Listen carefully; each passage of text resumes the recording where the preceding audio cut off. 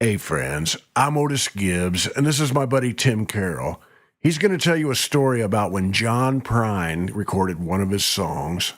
I started making trips to Nashville. I try to meet with publishers and things like that. Just trying to learn about that world and see if I could get some kind of writing deal or something, or just find out about it, or just see what people thought of my songs and all. So I came down here and only could meet with a few people. I didn't have a lot of connections. So I met with just a couple people, and one was like a guy at BMI, which is like, they're just cheerleaders, really. You know, that's not really in the business. You know, you're not going to get a publishing deal from them. So that you wouldn't think that meeting would go anywhere, really. Except he happened to hand it was a cassette tape, because this was 1989. He happened to hand that tape. He thought one of my songs was really entertaining, I guess. He handed the tape to a guy named Keith Sykes, who lives in Memphis and who is an artist, but also a producer and sort of a publisher and this and that. And Keith happened to be working with John Prine right then. And so Keith showed the song to John Prine, and I guess Prine liked it, and somewhere in there they started playing it. Keith told me that John liked it and was jamming on it, and that they might record it, I guess. And so then I made like my second trip to Nashville or something. And I think Keith must have told me, hey, we're going to record your song this weekend in Memphis, you know. And so I came to Nashville and I was meeting with somebody, and I thought, well, man, they're going to record my song. I should just go there, you know, to Memphis. So, and I was with my girlfriend at the time too, and we drove to Memphis and went to Kiva Recording Studios, where Keith Sykes was in there recording with John Prine. And they said, well, we just recorded your song a minute ago. We'll play it for you in a minute here. And so I met John Prine right then and there, and he had just recorded my song. And, you know, I talked to him a little, not at great length or anything. And I just kind of hung around. They played me the song, and that was my first cut ever. So it made my knees go weak to hear it coming back at me. And they had played it just like we played it. Like they copied everything off of our recording. The intro, which was just everything on it was just off the top of my head, you know, boom, all of it went down exactly, except he didn't sing it like exactly like I do, but I think it's just because he didn't spend a ton of time with it, you know. I remember they pointed out the steel player to me and said his dad played with Hank Williams, and he was a great big guy. And I don't remember anyone's name now that played on it. I guess this is 33 years ago now, you know, that happened. But then, and that was a time when John was in between records, and down the line, his next record was going to be The Missing Years. I mean, he didn't know it yet, but that was going to be his next record. And so after he recorded my song, all the reports I ever got were that they really liked it, and it's going to be on his next record and everything. And then as they got recording more things and got closer to that record, they sent me, Oh Boy Records sent me a letter saying that my song was going to be on the record and that they needed my permission to print the lyrics or something like that. And so, but they misspelled my name. So I wrote back to them and I said, yeah, you got my permission, but please get my name right. You know, here's how you spell it. And I waited a little while, and then I called them, I think, Oh Boy. And they said, oh, you know what? It's not going to be on the album, as it turns out. It's after all that. And that was after like a couple of years had gone by, and I'm telling people, yeah, John Prine recorded my song, and people are like, who? And that's how you find out whether or not people are super famous, you know. People are like, who? You know. So Missing Years comes out. It's his biggest record, or one of his biggest records, and my song's not on it, you know. Then one time I was playing at the Bluebird in the first year or two that I was living in Nashville, and I was doing an in the round with some people. And I look over, and there's John Prine sitting at the bar. And I thought, I've got to get his attention. I'm going to play my song that he recorded. And I decided to play the song in front of him. And I did, but I'd have no idea what his reaction was. I sort of never looked up at him or anything. And he didn't speak to me. He didn't say anything to me. And I don't know when he left or anything. But that occurred where I played it right in front of him, you know, trying to get his attention. The next time I had any encounter with him, I was at the Sutler, the old Sutler, not the one that just closed. And there was a pool hall downstairs. It's still there, I think, the billiards place that's downstairs. And John Prine used to go down to that billiards hall, I think, a lot. And so I was standing by the window, and I actually saw him going down there. I think he was carrying his pool stick, like in a little bag or something. And I saw him walk down there, but out through the window. And but I certainly wasn't going to say anything to him. Okay, then after a little while, I was to play on the stage at the Sutler with my band, and some people I knew went and got him. They were like, "You got to come upstairs, Tim Carroll, blah blah blah." And so he came upstairs, and right when he walked in, I think the way I remember it, my band had kind of a train wreck ending to a song, so that was great. He thinks we're great. Then probably not. So anyway, we finished, and I just got my stuff off the stage, and I could see that people were bending John's ear over there, as everyone always did. People saw everybody has to come up and talk to him, right? And I'm the kind of that won't do that a lot of times. I'll just stand back and let them have their life a little bit, And I mean, once in a while, yeah, I will go talk to people, but I tend to be pretty low key about that. And so I wasn't really going to say anything to him, but he came over to me and he said, "Hey, that." I still really like that song, and it's going to come out someday on something of mine. And I was like, okay, that's really cool. And we just had kind of a short conversation, but I remember he said that to me. And then a couple years later, it was about, I think it was like 1995, they put out an album called Live on Tour. And although my song was not live, it's on there. I think he does like 10 live songs, and then there's like 3 studio cuts that he had laying around.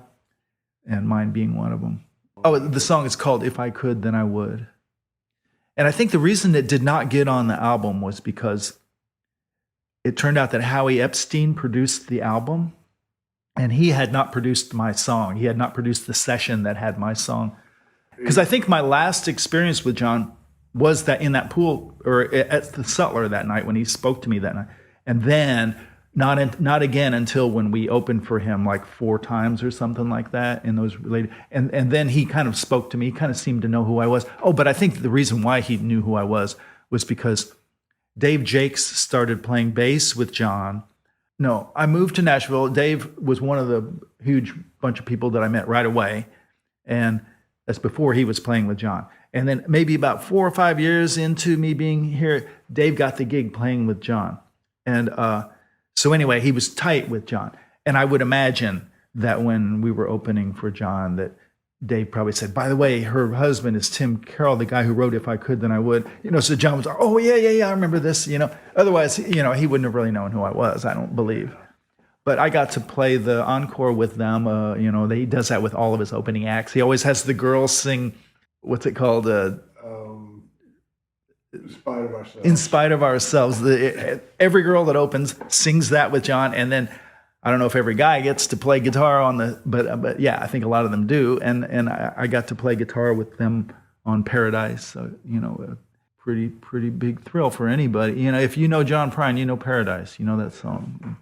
He was very, very nice. He was very nice the first time I met him at the Kiva studio in Memphis. He was just. He puts on no airs, he doesn't try to act like he's cooler than you, or he doesn't act like he's a big deal or anything. And it was that way, the other time when I spoke to him, when he told me that he liked my song a lot too, he was just, he didn't have to come over and say that to me. He's just sort of a guy that he thought, I should say something to this kid, whatever. And it wasn't really a kid, but I was younger than him. So definitely he was a very sweet man. But I was also trying to figure out, what did I do on this one song? How would I do it again? And what can I learn from him? But it turned out to be fruitless, chasing that. I basically gave myself writer's block trying to think that way. And it wasn't until I just gave it up and said, no. There'll never be another song like that one. They've all just got to be their own thing, and they've just got to come from who knows where. You'll never figure out some little pattern and just hammer it, So, so then I became much more free in my songwriting, and I've been afraid ever since of ever blocking that up again, Just by chance, I met Waylon Jennings, and I may have been on his final recording I don't know, session. I don't know that for a fact, but he was very close to the end of his life, and I was on this little session. What happened was Sonny Burgess and Billy Lee Riley were supposed to record at Cowboy Jack Clement's studio, and I had played a lot with Sonny Burgess, and Sonny had a medical situation come up right before the session, like the day before or something like that, and he asked me to substitute for him.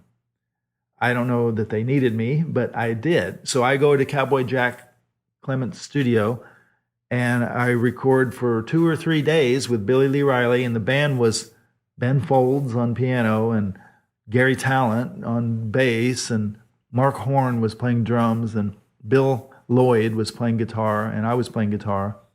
We recorded for 2 or 3 days with Billy Lee Riley, and every day would start down in Cowboy Jack's office, and he would play us songs, and he would just say a lot of funny stuff and tell us funny stories, and he would like do tricks with his cat and stuff, Eugene, and Eugene would like come in the window, you know, right next to him. And I remember Cowboy Jack reaching in a file cabinet and pulling out a letter from the landlord back in the 50s. I don't know, he had a swimming pool and these wild parties, and anyway, he was so full of funny stories, and he would say the craziest, funniest stuff.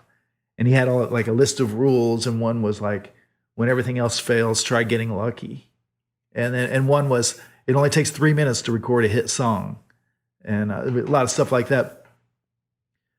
So I was just having a ball, just being this minor cog in the machine, you know, playing on these sessions. And on the final day, they said, okay, we're going to gather down in Cowboy Jack's office, and we're going to gather around a mic, and Waylon Jennings is going to come here. And so a few different, the Delvante brothers came, and it was just like everybody that was working there at Jack's place, a couple of his friends. This guy Ferg was his engineer, and there was another guy, a friend of theirs, that was there. And it was kind of toward the end of the day, and lo and behold, Waylon Jennings drives up, and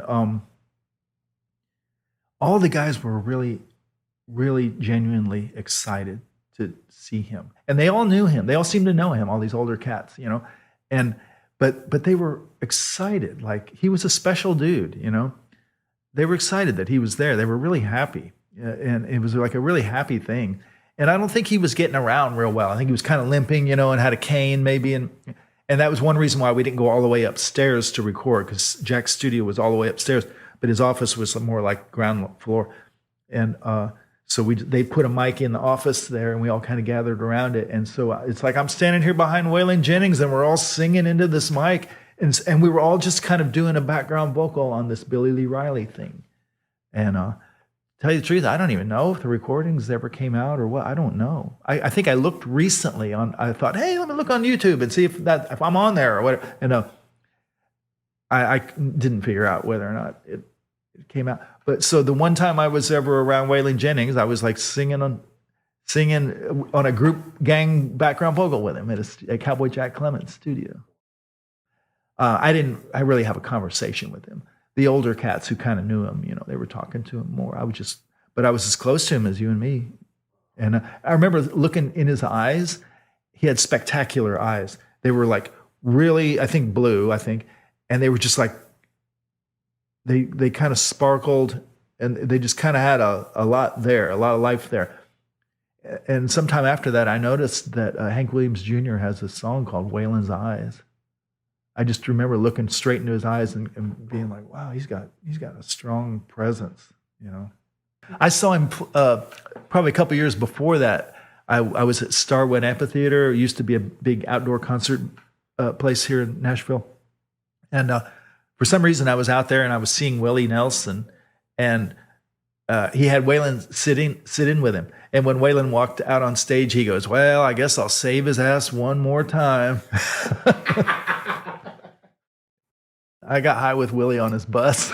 Well, we were opening for Willie for a few dates, like 4 dates in a row down in Florida and Georgia, I think. I got so impressed with Willie's guitar playing that I hadn't realized quite how courageous and strong he is. But each night, it's like we'd be done playing and we'd be in the back room, like eating whatever food they had out or something. And there'd be like some really bad speaker blasting the music from the stage right here in my head. And they would have Willie loudest in the mix because, he's Willie. And so I'd be sitting there, like eating and just hearing this thing. And at some point, I'm realizing I'm listening to just him really. And what a courageous guy he is. Like he'll go far out on a limb.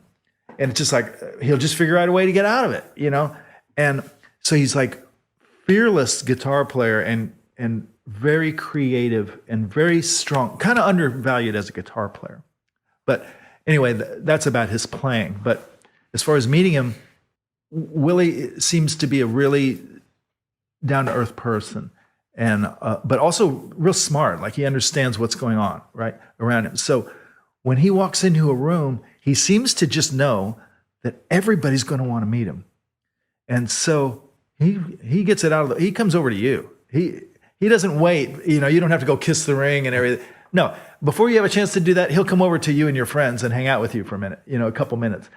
And he doesn't do it in a big glad-handing way. Hi, I'm Willie Nelson. He just kind of walks over there with his kind of, maybe with his thumbs on his pockets and kind of just like hangs out with you like he's just one of you, So I remember him doing that, like when we were before the show, and he got off his bus and he came into the room, and there were 30 people, whatever, in the room.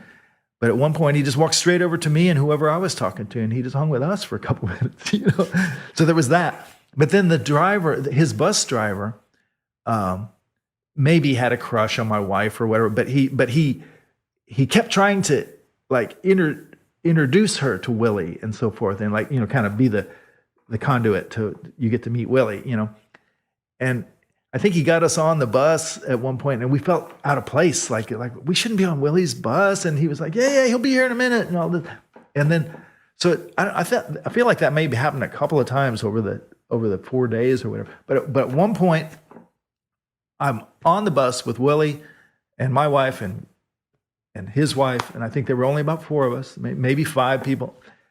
And the driver had asked me if I had pot or if I needed pot, and I said I'm about out. And so we're sitting there with Willie, and he goes, "How are you fixed for marijuana?" That's what he says to me, and he's in front of this big bunch of pot on a table, and I go, "Well, tell you the truth, I'm down to my last couple of buds," and he sticks a bunch of pot, and by the way, I guess we're smoking by this time, like he's passing around some kind of vape pen or something, and we're smoking pot, with Willie on his bus, and he puts some in a bag, probably like a quarter of an ounce or something like that, and he just hands it to me, and I felt like I should pay him for it, but then I didn't want to for 2 reasons. One, that would make it an illegal transaction, and number 2, I sort of think he's really well off. I think, And so between those 2 things, I just thanked him. I didn't feel like he wanted me to give him money for it. But frickin' Willie gave me a bag of pot, and I got stoned with him, for about an hour or something, Yeah, I remember getting really high. Yeah, he had good stuff. Yeah, and but he was super low key the whole time. Like he's just not a real show off or anything. He's just like real quiet and just like real normal. And right during that time when we were opening for him is when his bass player died. His name was B something or other, and he'd been with him for a long time. And somewhere right in there, his bass player died. And so he got a new bass player. And I think we were like on the guy I think we were opening for them, perhaps on this guy's first gig. And so he came in and he kind of nailed everything, I think he probably studied it pretty hard. But the next day I heard somehow that they were going to rehearse on stage. It's like we were just killing a bunch of hours, and I heard that those guys were going to rehearse for a while because of the new bass player. And so I was like, man, I'm going down there. And I stood on the side, and I was right behind Bobby, and I watched them for like 2 hours while they just ran through like everything. They were just trying to make sure that the bass player was ready for everything. And Willie was playing with them? Yes. It felt like I was watching Louis Armstrong rehearse or something like that. It was like, wow, this is a heavy cat, and I'm getting to just see him rehearse. You're like, this isn't a show, you know. But I do remember sitting with Paul English, who was he had had a stroke by that point and was only playing a little bit. They had another drummer, I think, and then Paul would play a little bit, if I'm remembering correctly. But Paul too was like just kind and gentle and quiet and just like real nice and real friendly, and he didn't make me feel at all awkward. Oh, what I was going to say, or speaking of awkward, what I was going to add to that was being in Willie's presence was very intimidating, because no matter how low key he is, and thank God he is, or you'd really be freaked out to hang out with him. But when you hang out with him, it's so weird, because you're like, what do you say to a guy that probably knows every president, you know, for the last, I don't know how many years? He's probably met the king of every country. He knows every Hollywood star. He knows every athlete. He knows everybody, no matter what level of fame they're at. And it was just hard to know what you should say, you know, other than to be yourself and kind of not, you know, you don't have to say anything. You know, if I was hanging out with you, I wouldn't have to say anything, or I would, you know, That's why we get along. Yeah. Jimmy Capps was the guitar player who was the band leader of the Grand Ole Opry staff band. And so they would be the band that would back up any artist who came on the Grand Ole Opry who didn't bring their own band. And a lot of the artists who play on the Grand Ole Opry, they're not really supposed to bring their own band. They would kind of tell you, like, okay, we want you on the Opry this weekend. We want you to play with the Opry staff band, you know, as opposed to bringing your own band. So the Opry staff band backed up many, many, many people. And I wound up playing with them, you know, hundreds of times. And we even did If I Could, Then I Would, my song, a few times, and with them playing it, and them, if I could, you know, and they always liked it because it was real upbeat. And that, for me, that was and they would give me a guitar solo on it. And I was like, what a thrill. You know, I came from playing like rhythm guitar player in the Gizmos to now I'm playing lead guitar on the Grand Ole Opry, doing a song of mine, you know. Anyway, Jimmy Capps was the band leader of the Opry staff band, and he had come from he had had a long career before that as a session player, as a live player. His first big thing that, as far as I know, it was in the 50s, and he became the guitar player for the Louvin Brothers. He took over for that guy, Paul Yandel, I think it was. There have been about 3 guitar players in the history of the Louvin Brothers who are the famous guys, and I think the first one may have been this guy, Paul Yandel, and then Jimmy Capps got the gig somewhere in there in about 56 or something. Jimmy is just an outstanding guitar player. I've never heard anybody play rhythm with this. Steady is not even the word. It's almost math. It's so exact. It's almost math, the way he would strum that guitar. And it would stand out because you've never heard anybody. Usually people are kind of like, Jenga, Jenga. I don't know. They're just getting the feel of it. They're in the vibe. This was like I say, it was almost like math. It was so perfect. And it would catch your ear the first time you would hear it. And then as the song went on, you would realize how perfect this was. You know, how he was just like nailing this whole thing. So a lot of what he did on the Opry would be this rhythm playing. You know, he'd be the guy laying down all the chords just real perfect and grinding that rhythm just perfect. But he was an excellent lead player, and he would play a lot of lead guitar too. And sometimes like playing with Spider Wilson or something, they do these 2 guitar things. And or Carrie, can't think of Carrie's last name, the younger guy that became a guitar player on the staff band. But Jimmy was in charge of that band, and he would make sure that the whole band was going to know the song. And he was a sweetheart of a guy. My gosh, he was always so kind to me. And Jimmy played on a lot of famous songs. Like I think Jolene. I think that might be him playing that intro. You know, on that string guitar. Okay, yeah, that's right. He played on The Gambler. He may have played on He Stopped Loving Her Today. I'm not sure. But the list is long. I did try to look up like a lot, at least once or twice, the things he played on, and it's astounding. But what a kind, sweet man he was. And that could be a very high pressure gig too. yes, How did he handle that? he would learn somebody's music in the cage, they call it, just like a little rehearsal space just off the side of the stage. And like 5 minutes later, walk out and just play it perfectly in front of 4,000 people.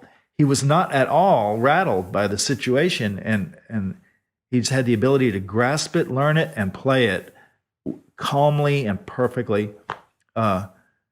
He was just at a level of master musicianship where he was not going to get nervous about that stuff. But he did do this, okay? I've heard a couple of funny stories like this about the Opry. One night we played I'm Not Lisa, and we had our own band, I think, doing it. But it really all fell on the piano player. The piano player he's the only guy doing anything for the first like 45 seconds, right? And so we're all just standing there waiting to start playing while the piano player does this long thing. And afterwards, he told me that Jimmy Capps stood over next to him saying, "Oh, the pressure. Oh, the pressure." And he said, this was not helping, as he was trying to. As I've heard a few funny stories that they would wind people up like that the Opry guys would play a little prank on somebody once in a while. But they never did any pranks on me. Jimmy was just always so nice to me and made me feel like I belonged there. I never really felt like I did. I always felt like somebody was going to go, "What's this guy doing? Get him out of here!" But nobody ever did. And Jimmy was one of those people that just was so nice and always acted like that I was part of it. And I love that dude. And he was an amazing guitar player. I think he was the best rhythm guitar player I have ever come across. And I'm not knocking his lead playing. I'm just saying that rhythm playing was like taught me a world of things, Andy Reese tells this story about when he first came to town. Andy said he felt pretty good about himself and his abilities. Andy's a great guitar player. I was the best in my town, man. San Francisco, even, That's the way everybody feels, and that's when they come here. And they come here and they're like, "Oh." He sat in on a session, and Jimmy Capps was playing acoustic guitar, and I forget who the other person were, but they were playing off of each other. And he was really listening, Andy was, and he kind of realized, I have no freaking idea what I'm doing. These guys, because they're just playing guitar, acoustic guitar, but hearing them do it, he realized what they're doing is just a whole different thing. I always said that when you watch Jimmy play rhythm, it's like taking a bunch of lessons. It's like it ingrains into you, I remember one night, like a lot of times I'd walk out there and just watch from behind, just soak up the whole situation on the Opry. And I remember standing behind, like Jimmy Capps is back there with the other cats, and they're reading the entire thing off of a chart. They have no idea how the song goes, but they're reading the whole thing off of a chart, playing it perfectly. And it seems like, I might be making this up, but it seems like they were back there talking. Like talking about fishing or something while they're reading a chart and playing it perfectly for this audience behind an artist. The level of proficiency was high with Jimmy Capps. High. Do you remember the last time you saw him?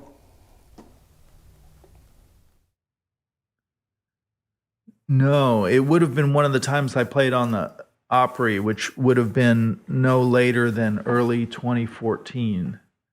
Maybe late 2013. So I don't think that I saw him after that, other than on Facebook. His wife, Michelle. So she would post a lot of stuff, and she still does. Post a lot of stuff about Jimmy. She worked on the Opry, and they kind of had a thing, and then they got married. She was the one that would get all the charts together and everything, and she was part of the whole preparation for performing and everything. And Jimmy's buried right over here at Spring Hill Cemetery with a lot of other famous musicians.